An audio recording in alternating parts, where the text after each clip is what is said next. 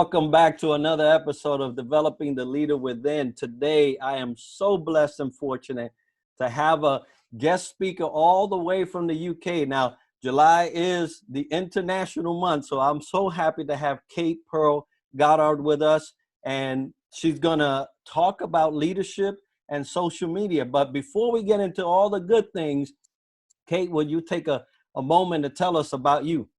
Absolutely. And first off, I've got to say what a real privilege it is to be here, Enrique. A little bit about me. We'll talk about what I do and a little bit about who I am. So I'm a YouTube expert and video confidence coach by trade, shall we say. I have spent about the last 4 years all in on the entrepreneurial journey, so to speak. And what actually led me there really was my performing arts background from way back when, and the combination of things that were going down. I was in workplaces, I was in tech and marketing and sort of sales and things like that for the best part of about 15 years.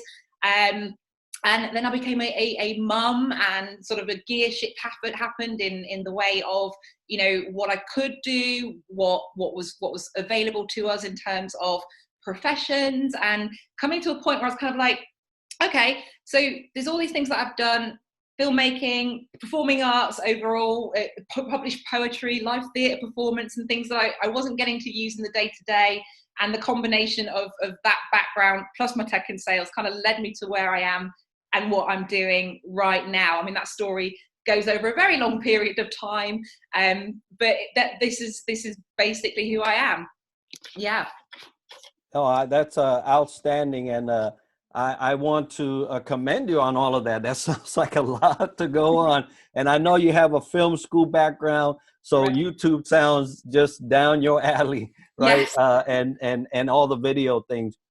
Now, we're talking today about leadership and social media, and I find it so funny that we're in business, and all those that are in business and leading their businesses, they want to market who they are and, you know, and put it out so that people can come in and buy or you know, work with them, but they won't get on social media. So, yeah. You know, so it's always funny to see that they use a lot of commercials and things like that.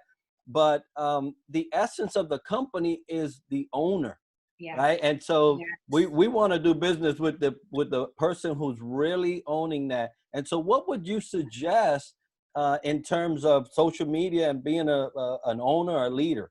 Absolutely. And I've got to say, like, what you just said is just like magic language to me, because where you say about how, you know, a business or a brand is really, it's all about who you are over what it is you do or what it is you offer. And so, like, you know, there's a few tips that I'd have around social media as it pertains to leadership and ultimately attracting our tribe and getting to the very heart of the people that we're here as leaders to serve.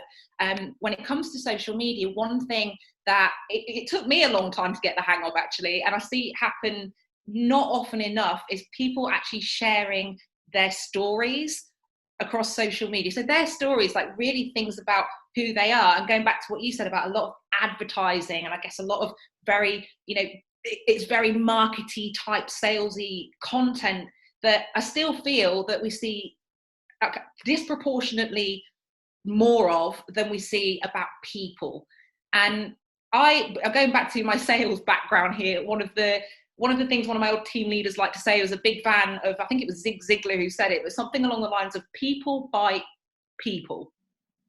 Long before, and this is my addition, long before anything you do. Like, it's not that people don't care about what you do, but they want to know who you are. Like, who is it that's speaking to them across social media? Like, why is this message resonating? Who is it that's really behind this thing, this product, this service?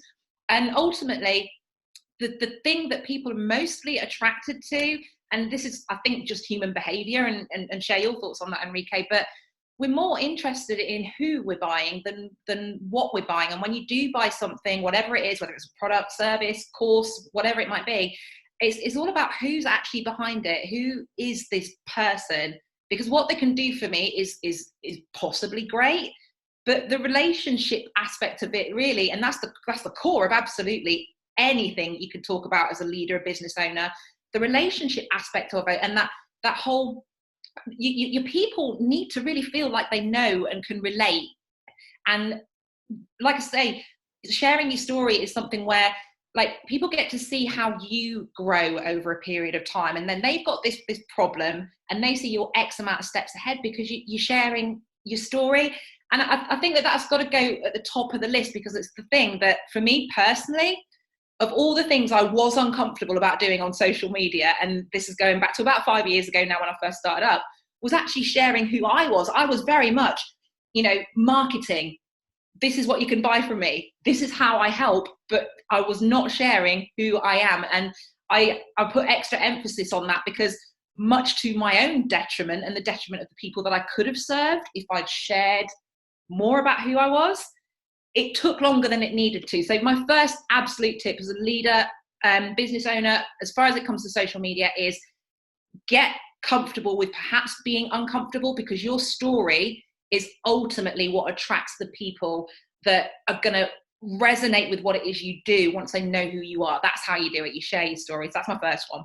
It's a very long way of saying that. No, that was perfect. And as you was talking, it's funny. I have a bottle right in front of me, this water bottle, and I'm looking at the water bottle. And I said, "Well, why are you drinking that water bottle?" Yeah.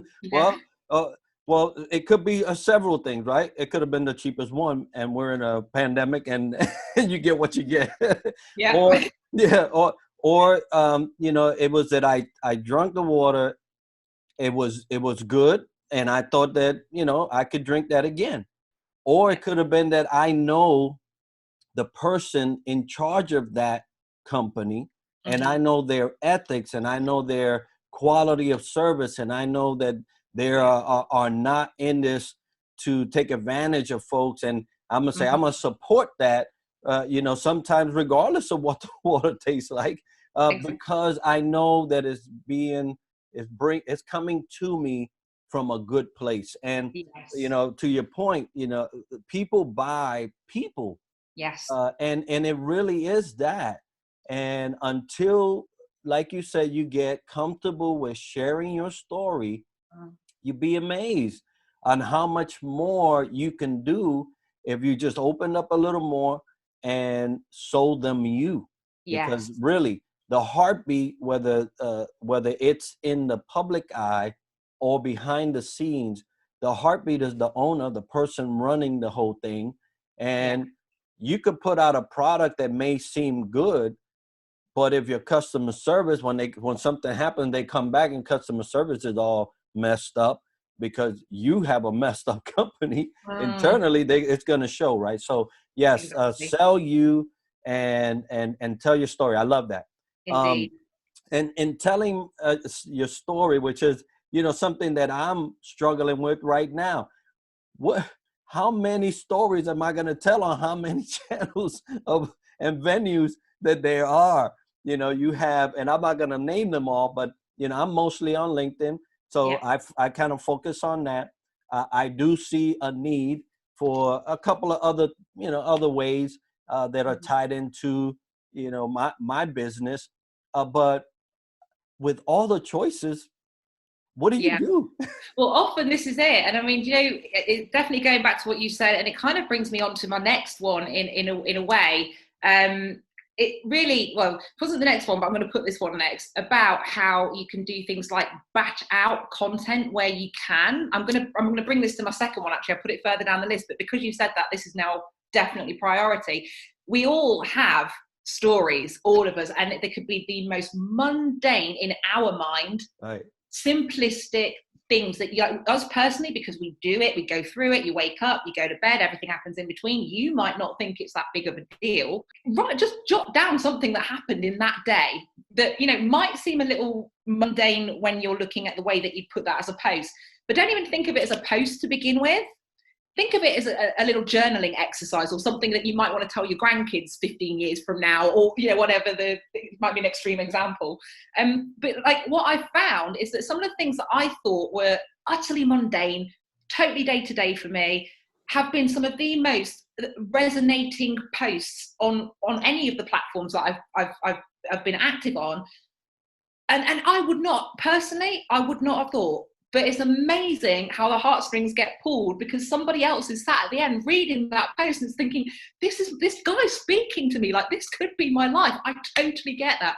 So I think my tip is this: when I say batching out content, one of the biggest ways that I do that is literally by tapping up stuff in my phone, like something that happened in my day.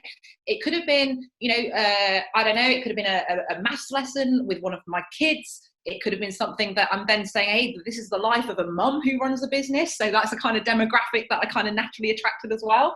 It could have been something that happened in a shop, in a queue, like somebody may have given someone some change, a little deed somewhere. It's amazing how the most mundane of stories make for something that your people are kind of like, whoa, gravitate to you. Like, this could be my life. This guy's talking to me. So yeah, batch content where you can. But the tip is this: you might think your stories are mundane or everyday or normal or a bit boring or whatever, but someone out there is hanging for that and they're going to read it, and that's how they gravitate. So just tap them into your little phone, and then use them as inspiration for your posts, if that helps. I think that will help. Yeah, no, I totally agree. And I've seen a lot of commentary, a lot of talk about, hey, record your day, keep something with you. And it's funny, I would love the thought of a small droid running around me, recording everything that I do, so that I can capture that stuff. The other day I was in my garden and something happened, and I recorded it, and I made a post about it because it was just one of those things. Now, to me, it was an opportune thing that happened, and I said, "Well, that's pretty nice." I don't know how it affected people, right? So I totally agree with cataloging all the things that you do, and Totally. you just never know where it's gonna resonate. Exactly. And And the other reason I feel that that's important, Enrique, as well, because we're talking leadership here as well. Like, I think one of the things that I'd share as what I found to be a challenge was that when I was doing things like thinking, oh, what do I post today? And kind of like, getting stuck in I guess, a bit of a content hamster wheel. And this seems to be a pretty common thing. You can kind of dilute your own leadership when you're thinking, oh, what do I post next? Or you're paralyzed a little bit and you just trying to blag it, but and then you go to these little fonts of these tiny little events or these big things that you just jotted down somewhere, because we not all of us are Gary V, right? We don't all have someone following us all day, and I love that. Good, one day maybe, but it's these little things that will happen. They seem so tiny at the time, but I think a lot of leaders would definitely come out of that kind of content hamster wheel, because you've got to be putting it out there. But one of the things I found that, in the beginning, I think my leadership was kind of diluted a little bit because I was stuck in that hamster wheel of, oh, what do I post now? So right. Yeah, sorry, that's kind of extending on what you've just said. Yeah, no, that's good, because there's going to be some time that you're going to have a second hand there. Exactly. Because it's just so much. Life is so inundated with moments. Yes. And one moment could be different from the next, and then you have your high point, low points, and all of them actually can resonate and feed into somebody else hope, just determination and inspired. So I love that. Exactly. Now that we've cataloged and identified these different moments in our life that may be of benefit to others, how would you suggest that we go about delivering that? Yeah. So there's multiple different ways, but I think in the simplest forms, the first thing I would just absolutely say is just share, because that's something there's so much that happens, and I've definitely been there, where we can kind of get into a bit of analysis paralysis about our stories and things like that. I think ultimately it's just share, do it rough around the edges, don't worry about it being perfect. That's the first thing. So I guess in a way that's kind of a do and a don't at the same time. A lot of confusion seems to be as well. It can depend on the platform in terms of the way that you share it. I mean, let's take LinkedIn, for example. Right. A lot of speaking, and I mean, not in all circles, but I do see this often. Sometimes we get that whole, there's people that think, oh, this is for Facebook, not for LinkedIn, for instance. because, you know, LinkedIn's a pros platform and Facebook is a social, they're both social, but, you know, you kind of get where I'm going with that. My view is, regardless of what platform it is you're using, just share, do it rough around the edges. Doesn't have to be grammatically correct or all prettified or anything like that. I think my thing is, just do it. It sounds like a Nike advert, but just do it is my advice. Right. Because, like, here's the thing, like, in as much as, like, worrying about whether it's perfect, where we deliver it, how we deliver it, and things like that, the problem that does tend to happen is that you either kind of get paralyzed into inaction, or you kind of just panic snipping bits and pieces here and there, and you kind of throwing out posts and not really serving anyone. So my thing is just do it. But what I mean is, specific your story. Like, let's say we talked about those moments where you've got your phone, your note app out, that happened. Share it like that. Like, literally copy paste gone. Share it like that. If you want to put some hashtags on it, hashtags can be very effective, then definitely, you know, do that. But just, my thing is, just share it. Do it rough. Do it rough around the edges. Do it scared. Just do it. That's my thing. Yeah. So not necessarily it you know, it has to be a certain platform. Just get out and take some action, right? Yeah, basically. I was talking to somebody here recently about, you know, not taking action. I was like, well, that's kind of like taking action. Yeah. when you don't, you actually don't. You do something. It's also a choice. You know, whether it's, I know it's going to sound a bit brutal here, but you are making a choice, all right? When you don't act, you're making a choice. When you do act, you're making a choice. And the thing is, as leaders and business owners and things like that, if you're not, then you're kind of telling people you're not going to show up in a way. Just, I just think, and I share this from experience. Like, there was so much time where I spent like, oh my goodness, who's going to see this story? Who's really going to resonate? Like, oh my, no, just take action is the thing. And I don't think it matters what platform at all. But my thing would, it kind of leads into another kind of tip I had as well, is like sort of 1 to 3 main platforms. So I think, yeah, it's kind of snowballed into the next tip I had. Pick 1 to 3 sort of main platforms. I think, like, one thing that does kind of get people paralyzed into not taking action is thinking they have to be everywhere. Like, I've seen this so much. And one of the problems with that is, you know, one, if you're struggling with taking action on a particular platform anyway, and then you think, you know, you've got to be everywhere, it dilutes absolutely everything anyway. But take action, do it on 1 to 3 main platforms, and just share. It's all about sharing is the thing. Yeah, I was in that boat. Yeah. You know, because, you know, you get into social media, especially if you're not really of that flavor, you get into it's like walking into a mall, and here's the mall sides of social media, and you're looking around, it's like, okay, where do I start? Where do I start? Yeah. But so just say, hey, you. Yeah. and start. And I do find it difficult once you get past 3, that it just becomes time consuming for one person, or like a one person show. Obviously, if you have help, you can probably be on all of them and do fine. And I'm glad you didn't say, you said that, because I wasn't going to say, hey, it's a cardinal sin to then go and have X amount of platform. Yeah, but when you're at a certain level and you've got a team behind you, and it makes sense for your audience, your people, and you to maybe go out to more, then do it. But when it's just you, or if it's you and maybe a VA perhaps or whatever, 1 to 3, and that instantly kind of just pulls back any kind of pressure or fear you might have around that. Yeah, no, I love honing in on one thing. Once you've mastered that one thing, hey, move on to the next. So I always suggest that when I'm coaching people about, you know, becoming experts, right? Because that word is just so massively so absolute, right? It's an absolute.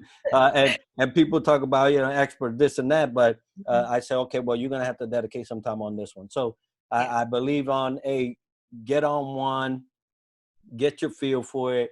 If you have extra time, get on another. But there's ways of repurposing your stuff, right? There's tools out there that you can do that seamlessly. I know that when I take something and I put it on one certain platform, they asked me, do you want to share it on these other platforms? And I was like, wow. Oh yeah. Let's Yes. do And it it. goes. When you get going and you get over that fear of just doing it, right? So we talked about just doing it, getting picking a platform, batching your content, Yeah. getting things like that all in order. Um, what's we want to put out some good stuff, and Mm. we're usually our worst critic. And Oh so, yes. yeah, and Oh, you so agree talked with that. about paralysis, right? You are Yes. analyzing things and then you just Yes. stay there.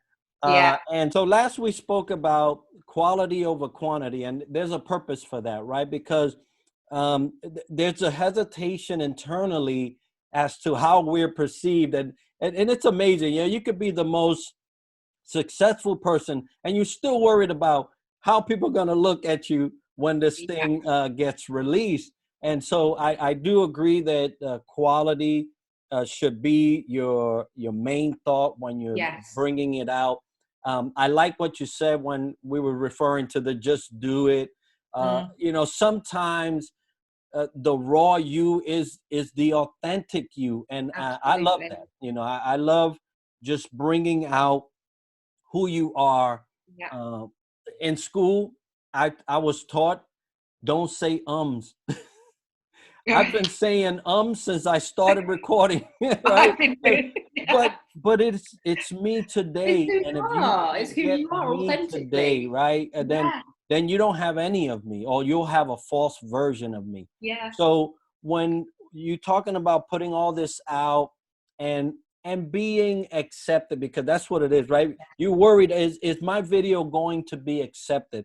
Mm. What can you tell us about acceptance and getting Yeah. over that fear? Well, I think, first of all, that what I'm about to say, I can attribute to my entrepreneurial journey, my journey throughout life in general. And I think a lot of the listeners will resonate with this one. I think where it really clicked for me around acceptance and fears that I personally had around just putting myself out there and sharing my story and sprinkling in what it is that I do and how I help people was accepting, literally, first of all, you've got to accept yourself, that not everybody's going to like what you're doing. Not everybody's going to get out of bed in the morning. Not everyone's interested in your story.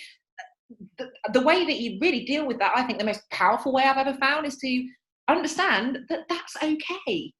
And secondly, thank goodness, because if everybody liked everything you were putting out, then how on earth would you serve everybody? You know what I mean? Whether you're whether you're a one-person army, even if you're a leader with a team, you can't serve absolutely everybody. So thank goodness not everybody likes your stuff. Great. It makes it easier for you to serve the people who absolutely do. I think just acceptance comes from within more than anything.